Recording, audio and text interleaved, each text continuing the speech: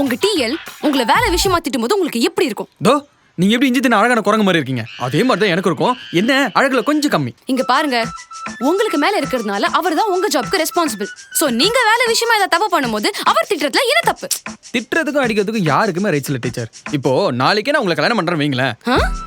Imagination தான், ரொம்ப அவசரப்படாதீங்க. நாளைக்கே நம்மளுக்கு கல்யாணம்னா நீங்க தான் எனக்கு மேல இருக்க போறீங்க. அதுக்குன்னு என்ன தப்பு பண்ண அடிப்பீங்களா?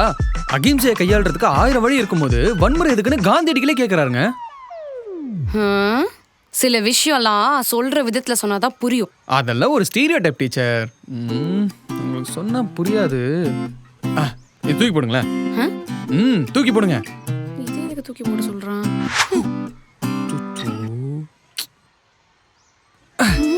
அச்சோ செல்லு குட்டில இந்த மாதிரி பெண்ணெல்லாம் தூக்கி போடலாமா? சாரி கேளுங்க, இந்த மாதிரி தப்பெல்லாம் திருப்பி பண்ணக்கூடாது என் செல்லுல.